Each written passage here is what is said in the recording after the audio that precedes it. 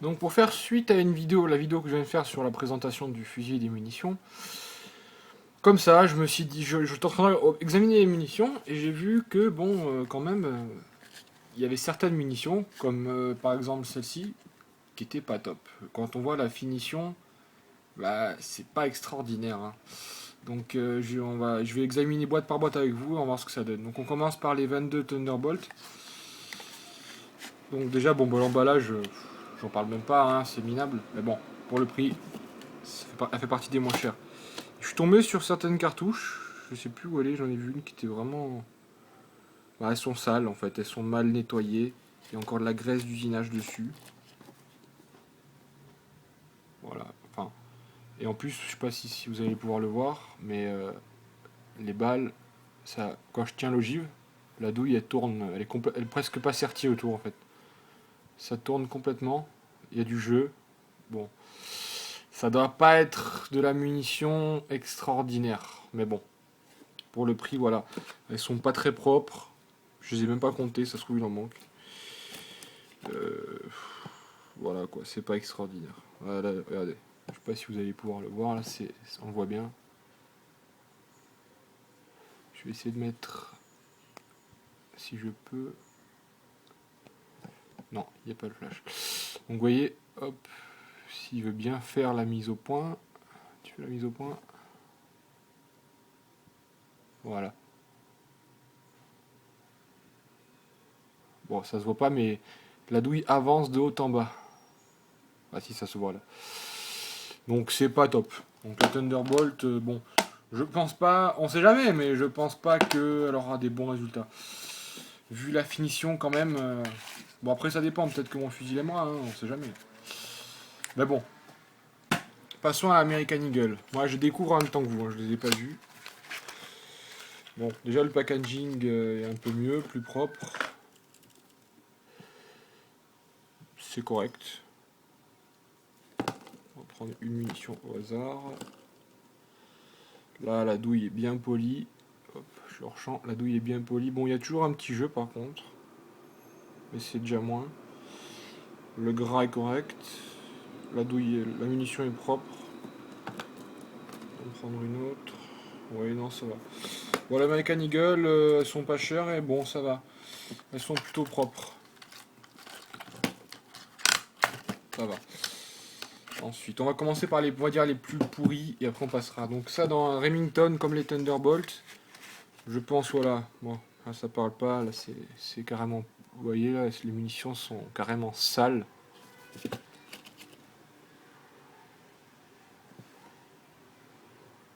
Attendez, je vais bouger ma lumière pour que vous puissiez y voir correctement. Oui. Ouais, elle est sale, quoi. Il y a des... Si on essaie de la nettoyer... En fait, on dirait qu'elle est même corrodée, non. C'est du gras, voilà, je l'ai nettoyé. C'est du gras. Bon, la munition a l'air déjà de meilleure qualité que l'autre. Bon, par contre, la douille, il y a toujours autant de jeu. Le sertissage est pas top. Il y a une sorte de, ouais, de graisse qui bouge. En fait, c'est une tête creuse. Il y a une sorte de pâte, je pense que c'est de la graisse d'usinage qui rebouche par des trous. Donc je sais pas si ça a une incidence. Enfin, ça a forcément une incidence, pardon. Mais bon, voilà. C'est pas extraordinaire. Ça reste de la gamme Thunderbolt. Ensuite, on passe à la Winchester qui est dans le même emballage que les Remington. Alors, voyons voir. Ça n'a pas l'air trop mal. Elles sont un peu poussiéreuses. Elles ont l'air assez grasses, mal nettoyées. Le sertissage est pas trop mal, ça bouge pas trop. Enfin, disons que ça tourne pas complètement dans le vide comme les autres. C'est c'est acceptable. Je vais pas dire correct, c'est acceptable. Ensuite, on va passer à la Geco. Donc RWS. Donc l'emballage est correct, c'est un plastique standard qui est agréable à utiliser. Les cartouches sont propres. Voilà. Là, il y a pas mal de résidus de gras par contre. Mais bon, déjà elles sont scellées correctement.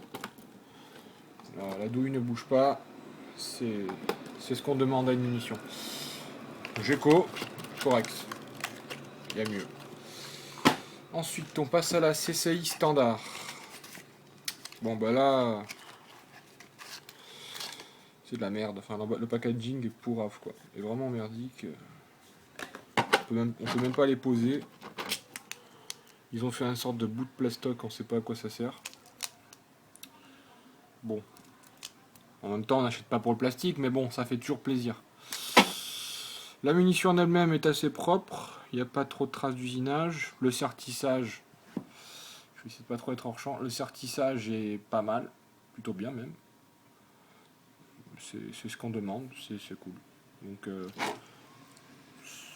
CCI, bon, bah après la munition en elle-même, hein, ça reste de la bonne qualité, CCI. C'est de l'entrée de gamme de bonne qualité, on va dire. Ça commence à devenir intéressant. Ensuite, la Winchester T22. Oups, bon voilà. Déjà, c'est cool quand c'est mis à l'envers. Alors, je vais remettre tout ça. Donc a priori, les munitions sont un petit peu sales. Elles sont pas trop bien nettoyées. Beaucoup de traces de gras d'usinage. Ça va être bien pour le fusil. Pratique pour graisser un fusil. Non, je déconne, mais c'est pas top. Bon, le sertissage est impeccable. Le plan ne bouge pas. Bon, bah, c'est standard. Il y a même trop de plastique, on voit même pas la munition. C'est standard, on va pas en dire plus là-dessus. Ensuite, la Winchester Super Speed.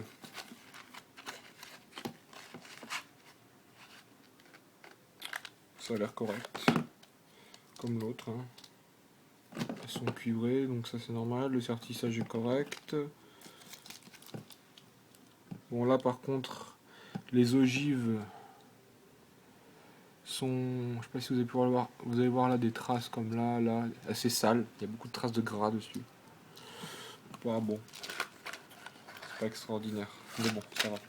Un petit nettoyage aurait été pas trop du luxe. Ensuite, la Winchester Subsonic.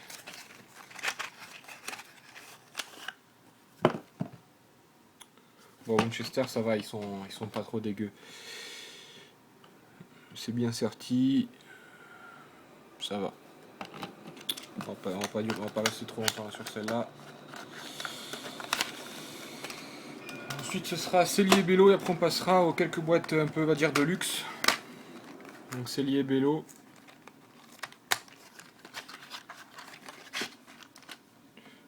C'est plutôt joli. Je sais pas si vous allez voir, mais il y a une sorte de relief assez joli, je trouve. En fait, il y a un rond creux et la marque est gravée dedans. J'avais jamais vu ça sur une munition. Moi, j'avais jamais acheté de Cellier Bello en fait. Je sais pas si vous allez pouvoir le voir. Ouais, ça se voit. C'est creux en fait. Bon, d'aspect, elles sont assez grasses par contre. Alors là, par contre, on peut faire des frites avec. Hein. Elles sont ultra grasses. Ah ouais, elles suintent l'huile, hein, franchement. Le sertissage, je peux même pas vous dire parce que j'arrive pas à serrer les deux en même temps. Mais je pense que ça va être correct. Vous voyez, regardez mes doigts, je sais pas si vous avez. Ils sont. C'est noir. C'est gras de chez gras. On va dire correct. Je vous parle sur l'aspect des munitions, après je ne dis pas leur performance, hein, mais de premier abord. On va passer au LA Subsonic. Normalement, ça doit être de la qualité, hein, vu le prix que ça coûte. Ça là, je sais pas comment je les ai payé, parce que c'est des vieilles boîtes, mais l'autre, 9 € la boîte de LA de 50 Team, elles ont intérêt de bonne qualité. Bon, à première vue, celles-ci sont assez vieilles, donc, mais bon, elles ont l'air propres, assez grasses aussi. Ouais, assez grasses. On voit mes empreintes dessus, tellement que c'est gras. Oui, c'est correct. Passons. Les LA Team. Je déteste leur boîte par contre. On peut pas l'ouvrir facilement et ce putain de scotch, enfin, de cet autocollant qui nous emmerde la vie plus qu'autre chose, qui se déclipse pas. Bon, là ça doit être comme les Subsonic, mais quand elles sont plus modernes. Le sertissage, le sertissage est pas top top. L'uniformité de la balle est pas non plus. Ouais, on peut faire vraiment des frites avec, hein, c'est impressionnant. Elles sont mais ultra grasses. On pourrait dessiner avec. Tellement qu'elles sont grasses. Bon, on va dire propreté, gras, finition moyenne, mais après bon, ça reste de la bonne munition. Et ensuite, on va passer au pistol match. Passons au pistol match. Ça a l'air pas trop mal. Hein. Ça m'a l'air pas trop mal. Alors j'ai vu que sur les RWS match, apparemment les balles font le même poids. Bon bah là, elles ont l'air bonnes. Hein. Je vais prendre ma balance de précision et on va les peser. On va voir ce que ça vaut. Si elles ont vraiment le même poids. Je vais essayer de vous puissiez voir. Vous allez voir à l'envers. Je vous laisse vous débrouiller.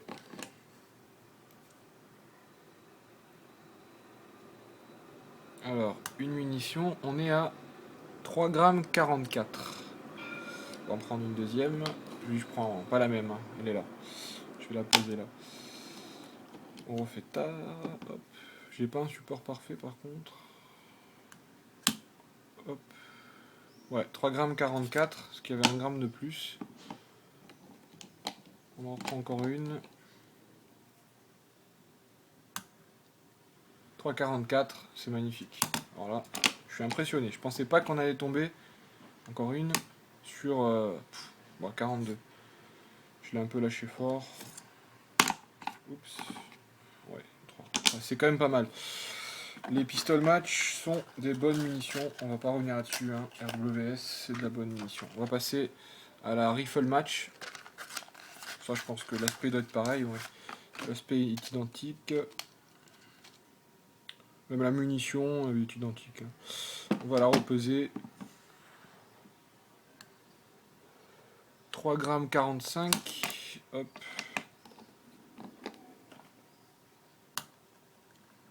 3,45 g.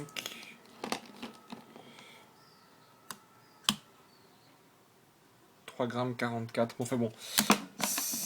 Elles sont calibrées. Elles sont pesées et calibrées, il n'y a pas de souci là-dessus. C'est de la bonne munition, hein, comme je vous dis, on va pas revenir là-dessus. Donc voilà, on a fait le tour de toutes les boîtes, je crois, oui, c'est bon. Donc voilà, si vous voulez plus de précision, des photos en gros plan de chaque munition, je peux vous le faire. Et donc, comme je vous ai dit, prochainement le test de la carabine en live. Allez, à plus tard, merci.